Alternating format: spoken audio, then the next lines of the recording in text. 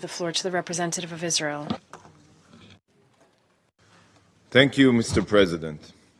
Distinguished ministers, colleagues, tomorrow we will mark 30 years to the day when a joint Iran and Hezbollah terrorist operation attacked a Jewish community center in Buenos Aires, Argentina, murdering 85 people and injuring hundreds of others. This should be a stark reminder of two things. Firstly, that Iran has been obsessed with killing Jews everywhere, not only in Israel. Secondly, that Iran has a global reach and is exporting its bloodshed and destruction to the four corners of earth. This has been going on now for decades. However, today, we once again meet to discuss the security situation in the Middle East. But again, instead of focusing on the root of the problem, the Council will focus on a symptom and not the cause. It is the same old discussion which brings us no closer to peace or security, not for Israel, not for the Palestinians, and not for the region. The true reason for the destruction, devastation, and bloodshed is apparently never to be named and addressed here. It is there for all to see, but there is seemingly a willful blindness here to name its name. This Council regularly ignores it. We also heard it today from the chef de cabinet, preferring to focus on Israel. It's always easier. There's a country in our region that is a rogue and failing state, the Islamic Republic of Iran.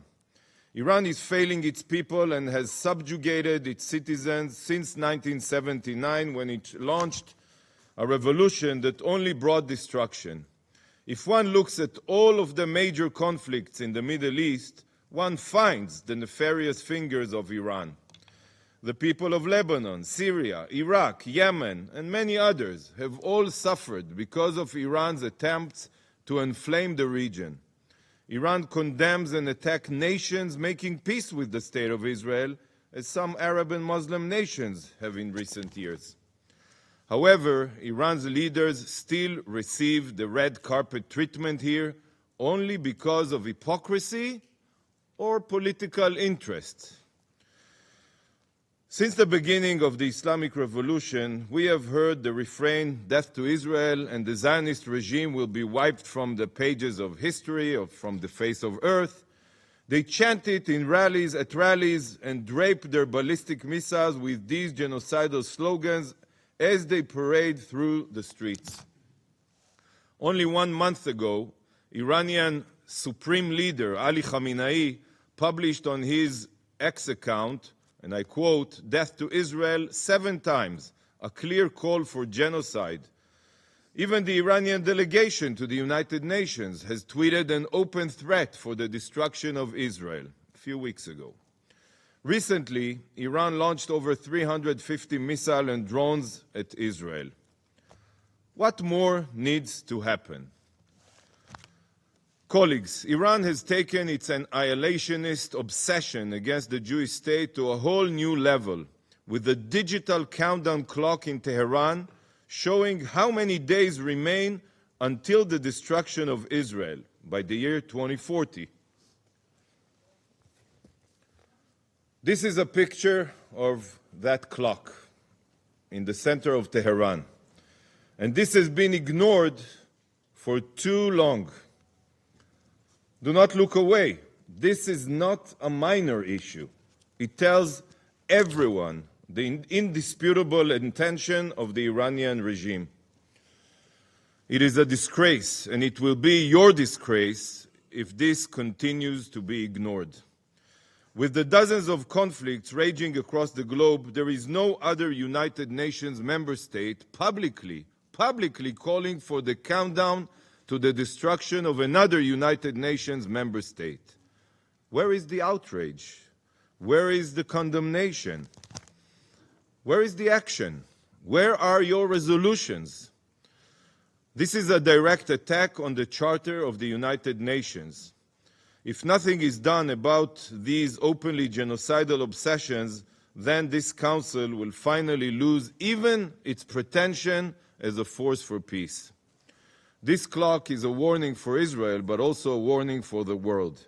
If the world looks away from the open and wanton call for the destruction of our nation, then yours could be next.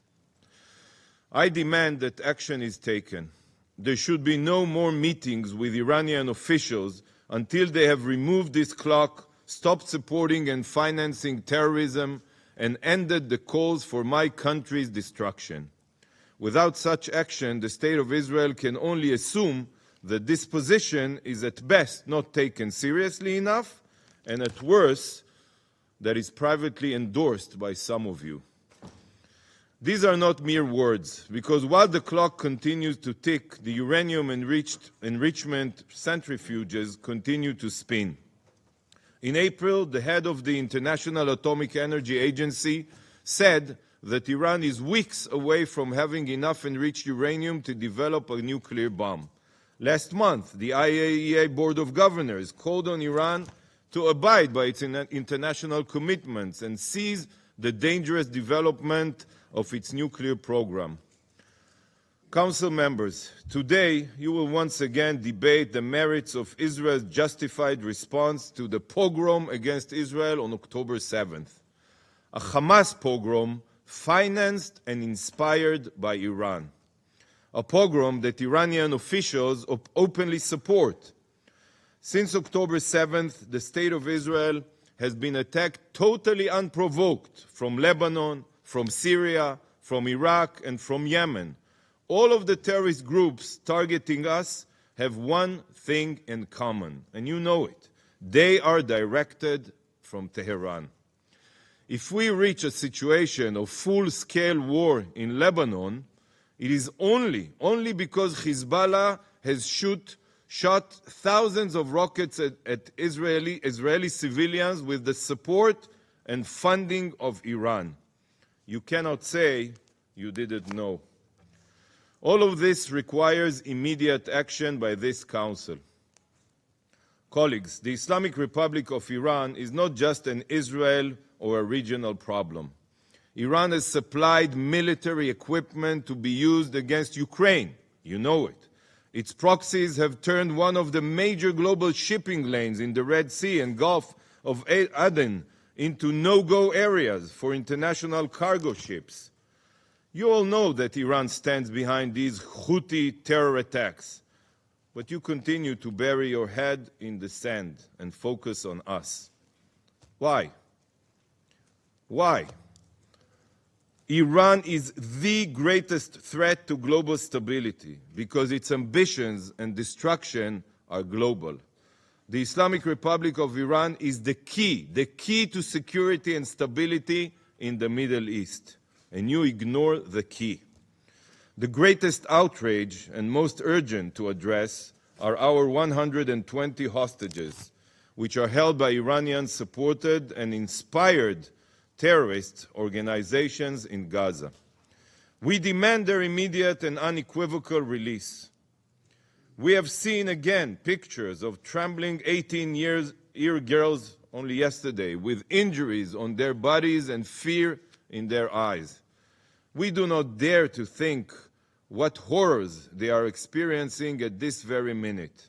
I ask you, I beg you to look into their eyes and think about the sheer brutality of what Hamas is doing to them.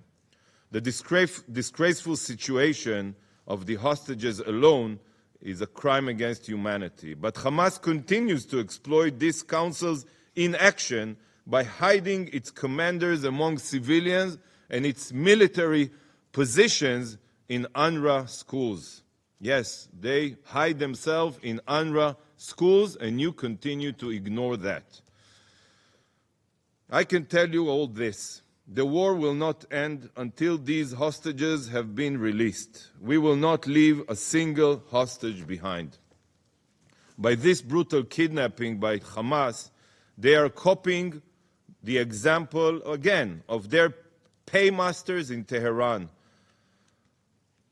who starting in November 1979, as we all remember, held 53 American citizens for 444 days against all international norms and humanity. This was the first warning about the intentions of the Ayatollah regime, and now we are merely talking about their latest bloody outrage. For 45 years, the Islamic Republic of Iran has been fanatical about exporting its brand of terror and bloodshed near and far. If the Council continues to ignore the destructive role Iran plays in the Middle East, in all Middle East conflicts, then sadly there will be war and the bloodshed will continue unabated. But if you choose to address this issue properly, we can improve the chances of peace and security in the region. The choice is urgent. The choice is yours. The countless lives of those who will die because of the Ayatollah's grand ambitions for Shiite regional supremacy are in your hands. Iran wants to export their supremacist Shiite revolution to your nations, and their weapons are armies of terror proxies causing death in every country they touch. Do not be fooled by the sham election and the reformist new president of Iran. You know that he is merely another puppet of the Ayatollahs to try and avoid diplomatic pressure and put a pleasant mask on evil. Look at their deeds. Do not listen to their empty words. Probably you will hear it today. Those who continue to accept the fake, nice words of Iranian officials know that they are just speaking with puppets played by the Ayatollah. The Ayatollah has become used to this council's inaction, and he feels that it gives him the green light to the attainment of nuclear weapons and the immunity to continue expanding the terror of his murderous proxies. Colleagues, I have shown you the Iranian countdown clock to the destruction of the State of Israel. This is a promise for a continuation of conflict and war for decades to come. This is a direct threat and incitement to genocide. Nevertheless, I will face that threat with a prediction. If the Ayatollah regime in the Islamic Republic of Iran continues to threaten the region, intimidate and support its own people, attack its neighbors, and spill blood across the globe, it will find that its days are numbered. The proud Iranian people have had enough. The good people of the Middle East have had enough, and so have we.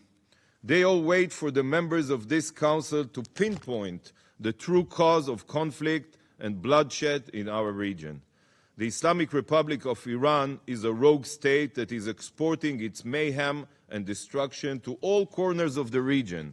They are much, much bigger and more powerful than ISIS, and with near nuclear weapons capabilities.